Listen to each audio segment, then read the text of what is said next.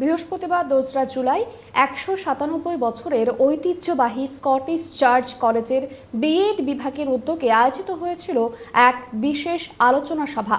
এই সেমিনারের মূল বিষয়বস্তু ছিল ডক্টর শ্যামাপ্রসাদ মুখার্জির জীবন ও অবদান।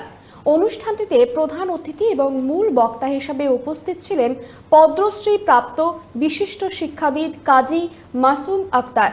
এছাড়াও উপস্থিত ছিলেন কলেজের উপাধ্যক্ষ ডক্টর সুপ্রতিম দাস, অন্যান্য অধ্যাপক অধ্যাপিকা এবং বহু ছাত্রছাত্রী।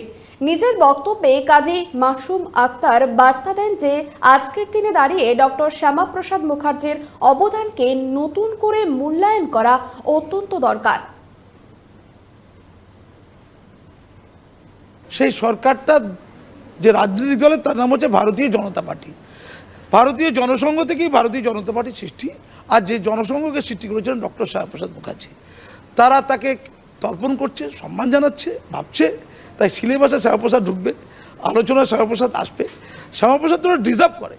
আমরা যারা পশ্চিমবঙ্গীয় বাঙালি, ভারতবর্ষের কথা বাদই দিলাম, পশ্চিমবঙ্গের বাঙালি আমরা এপার বাংলায় যে রয়েছি, এখন যে রয়েছি ভারতের সাথে, তো শ্যামাপ্রসাদের নিরন্তর প্রচেষ্টার ফল।